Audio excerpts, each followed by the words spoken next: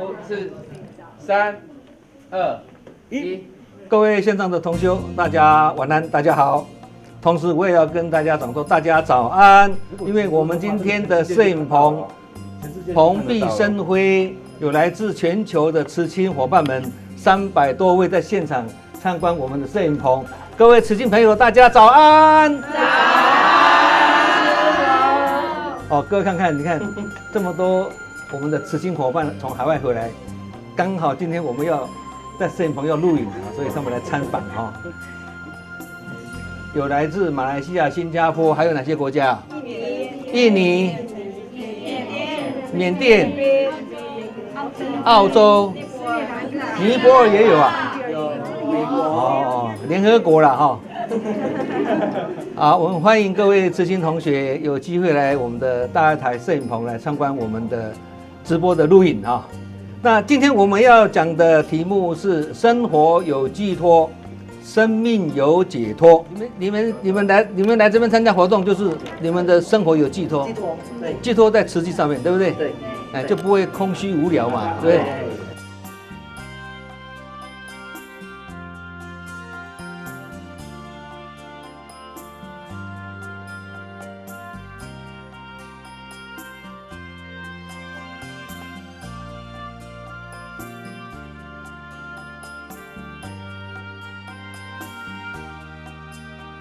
来，5、4、3、2。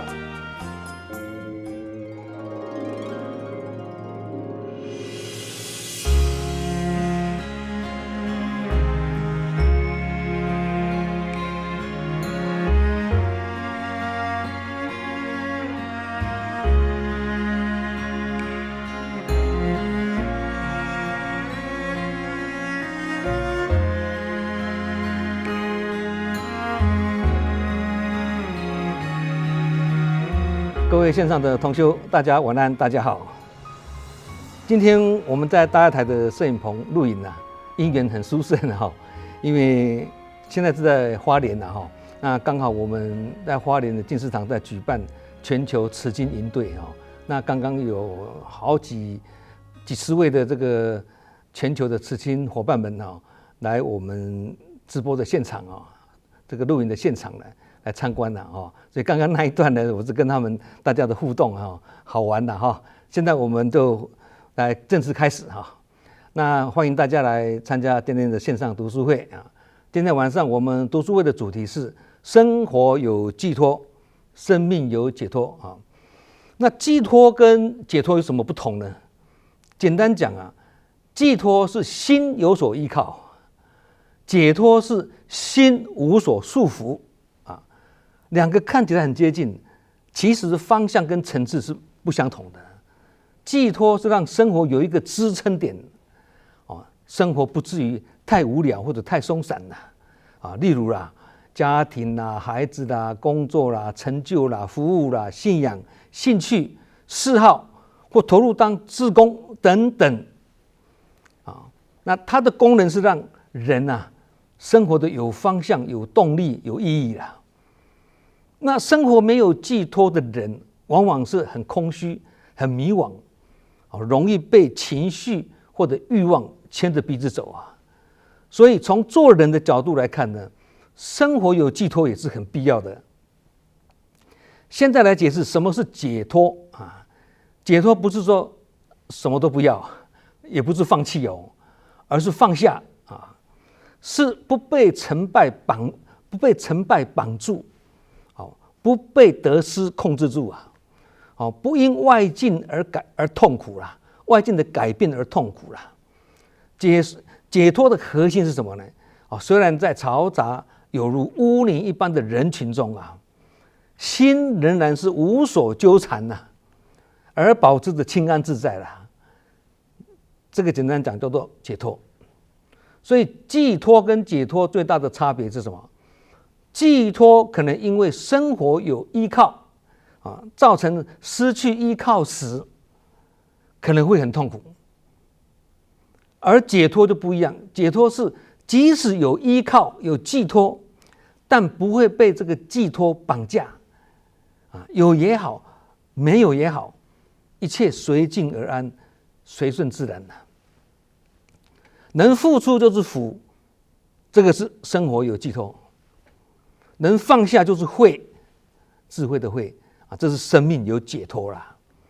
那这样的解释就看出来了，寄托跟解脱两者的境界是大不相同啊。举例来讲啊，大家更清楚啊，有些父母把寄托呢放在孩子身上啊，那一旦孩子不如预期，那做父母呢就很怨叹、很失落，甚至痛苦啊。相反的，把孩子当姻缘陪伴、养育，但不把晚年的生活寄托呢压在孩子身上，也就是没有养儿防老的期待啦，但是有养老防儿的期许啊。能这样呢，就是从寄托走向解脱啦。那这样就是智者了。其实寄托就好像什么，拿着拐杖帮助我们走路一样啊。那解脱是什么？有拐杖就用啦，没有拐杖呢，照样走得很稳啊。所以拐杖不是问题啊，没有拐杖就不能走，那这个才是问题。简单讲呢，有寄托，生活才活得下去；有解脱，人生才会走得安稳。只有寄托，但是没有解脱啊，这样一旦失去，就会很苦。那只有解脱，没有寄托，这个是空谈修行啊。因为修行还是要回归到生活啊，否则要怎么佛法生活化呢？更何况呢，佛法是不离世间法，佛法在世间，不离世间觉啊。离世觅菩提，犹如求兔角。这句话是一语道破，修行也是要跟生活结合啊，也就是用佛法来过日子啦。所以有寄托又有解脱，这才是最安稳的人生啊。金刚经说啊，无所住而生其心呢。这个生其心的意思，就是你还是要发心去付出，去关怀别人，去承担工作跟责任。但是过程中呢，要提醒自己要无所住，就无所求啦，差不多意思啦。那这个无所住的意思就是说，心不执着在任何的人跟事的结果上面。无所住不是叫我们什么都不要，而是叫我们不要被它绑住啦。那无所住而生其心这句话呢，不是叫我们没有寄托，不是哦，而是提醒我们要念起不随，生而无住啊。解脱的人也是会有寄托啊，但是他不会被所寄托的事情牵着鼻子走。同理啊，解脱之人也是有烦恼啊，但他是在烦恼中不落入烦恼，在是非中他不落入是非哦，他是可进可出啊，不会钻牛角尖呐，也不会说钻进去就跑不出来啊，不会啊。那做志工可以是解脱，也可以是寄托哦。关键不在于做什么啊，而是用什么心态在做，纯乎一心呢，那这个才是关键呐啊，这样也才不会说不知为何辛苦为何忙啊，来也匆匆去也匆匆，最后无影无踪啊。所以志工可以把它分成两类啊，一类是寄托型志工啊，一类是解脱型志工啊。那寄托型志工是什么？因为孤单、失落，或退休后呢，生活没有重心，或孩子不在身边，或人生遇到苦，那希望忙一点啊，就不会去想那么多啦。这个时候，志工工作可能让他生活变得有重心哦，有被需要跟被肯定的那种感觉，成就感啊，让他暂时把心呢安住在这个事情上面。这个是有所依靠而安啊。以佛法来讲，还是属于心有所住啦，依靠在那个地方嘛，没有它不行嘛。不过我们不能说这样的寄托是有错的哦。这个也算是解脱之前很必要的过程啊。因为先让心有地方安住，才有机会继续谈放下啊。那这个是寄托型的志工。那解脱型的志工是什么？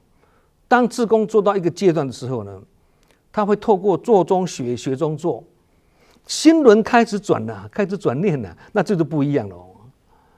这个时候呢，他做事不再是为了填补空虚啊，做完之后呢，他也不会执着在那个成果，他也不会去计较，即使做得很好，他也不会被掌声牵动，更不会被委屈绑住啊。人来人去，缘生缘灭，一切处之泰然，心不会被拉走，不会被拉走了。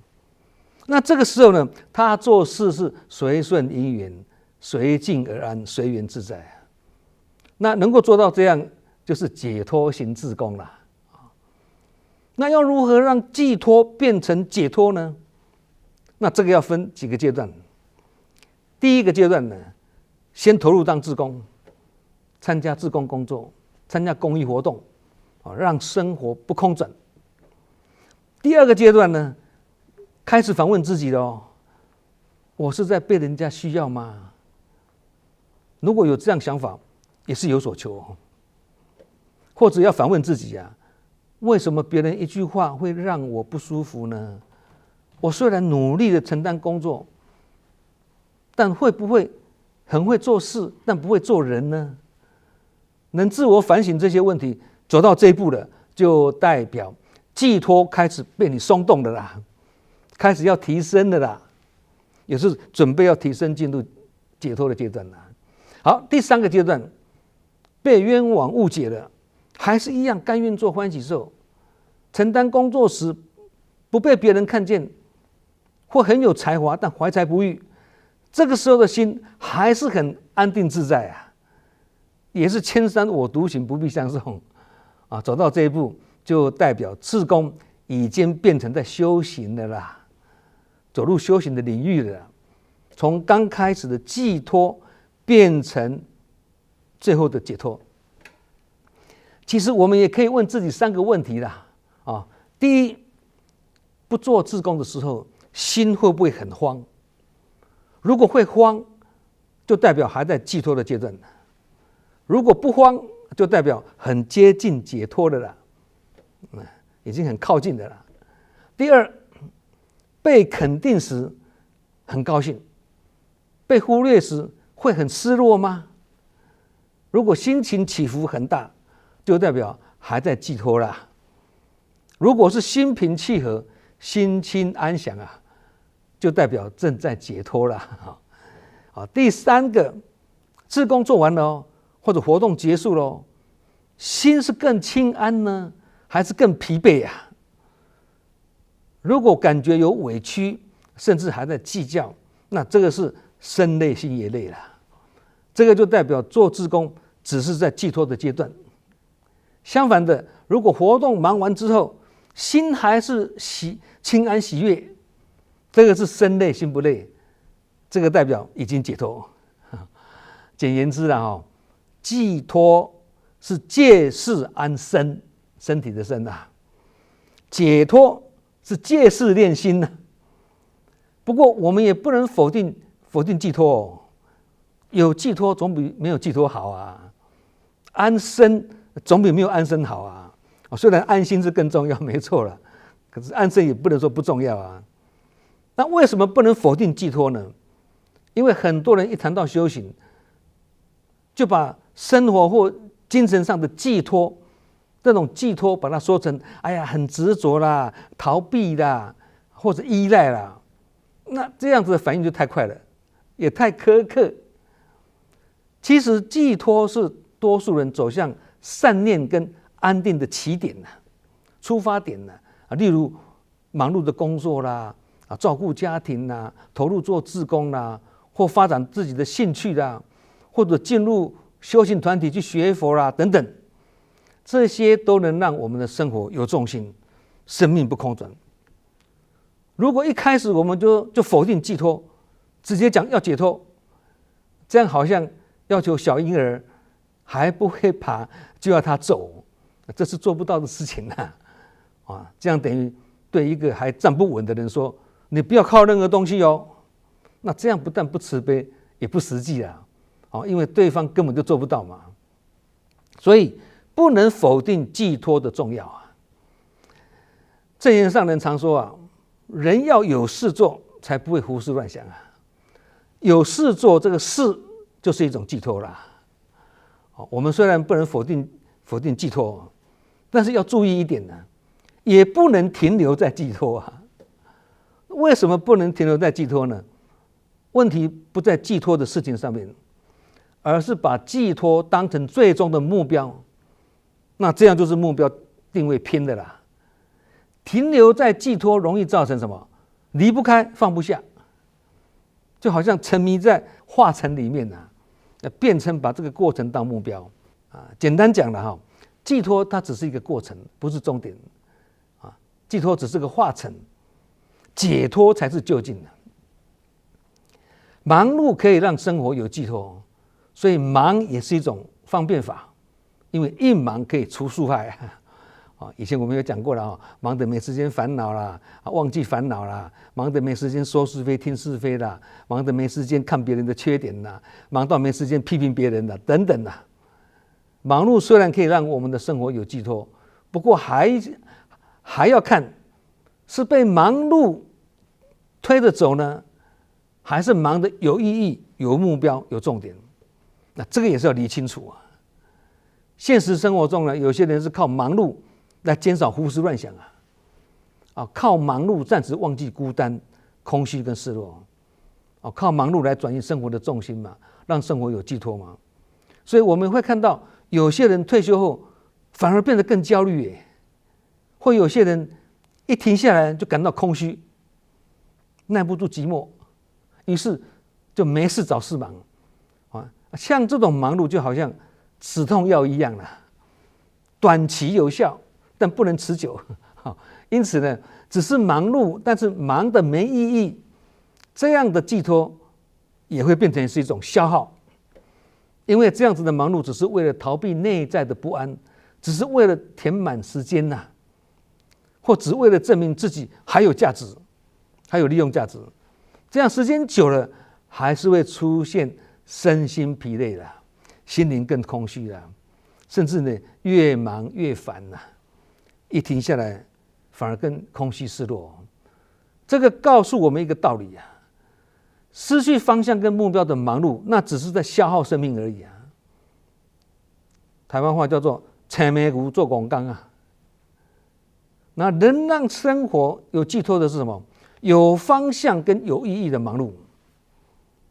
那忙碌如果能跟以下几个连接起来，就会变成安身立命的寄托。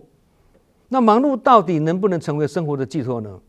我们可以用一个方法来测试的就是呢，自我反省三句话。第一，我现在的忙是在逃避呢，还是在承担？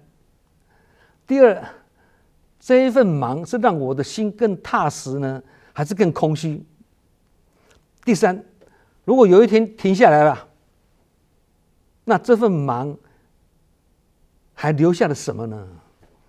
如果经过以上这三个测试之后呢，我们的忙碌是让心更安稳、更睡得着，对人更柔软，心灵更喜悦，那这个就表示这不是在消耗时间，而是有意义的生活的寄托。所以忙也是不能忙到忙中有错啦，也不能忙到没时间静思啦。如果忙到没时间自我反省、自我检讨，那这个反而是一种生活的危机。有时候我在演讲的时候呢，有些会众会问我了只要让生活忙碌，是不是生活就不会空虚呢？其实这个是很多人的问题我的回答是忙碌是可以短暂的填满时间的，但必须确保有意义的忙，才能让我们的心安住空忙一场就好像是乱枪打鸟只是在浪费子弹而已啦，也就是刚刚讲的消耗生命那生活中有两种忙碌的人忙碌的人分两种。第一种，一整天行程满满，但一静下来心就不安，而且呢，越忙脾气越不好。第二种忙是什么？同样生活很忙，但越忙越安稳，因为他知道自己是为何辛苦，为何忙啊。他不会忙着做事而忘了做人，他不会因为很会做事而事事都落入了事项，因为这种人是事烦心闲，忙而不乱呐。所以真正的生活寄托，不是让自己像英英美代子啊，英英无代志啦，或者宫本美代子啊，根本就无代志啦，不是这样的心闲呐，不是这样的心闲呐，而是清楚知道自己是在做对的事情。近似语说啊，闲人无乐趣，忙人无是非，就是这个道理啊。正言上人提醒我们，不要等别人来创造我们，而是要自己先去创造别人。也就是趁身体跟体力还可以，尽量发心立愿去为人服务，为社会付出啊。即使年纪越来越大，做不动了也要出来给人家看啊，这样也是一种路人情，广结善缘啊。那这种忙才是晚年的生活寄托，而不是被动的等别人来创造我们啊。所以真正可靠的不是孩子会不会养你啊，而是你晚年还能不能继续利益人群呢？忙碌如果只是为了证明自己还有用、还有价值，那这样心会老；忙碌如果只是单纯为了付出，这样心会更年轻啊。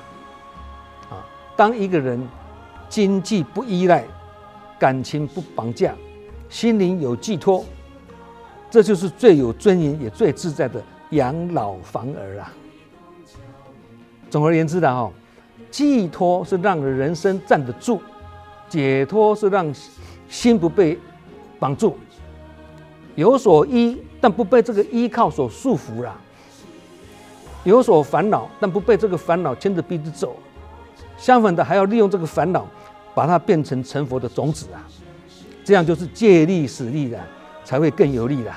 好，我们今天晚上读书会生活有寄托，生命有解脱就讲到这里，我们下周同一时间再见。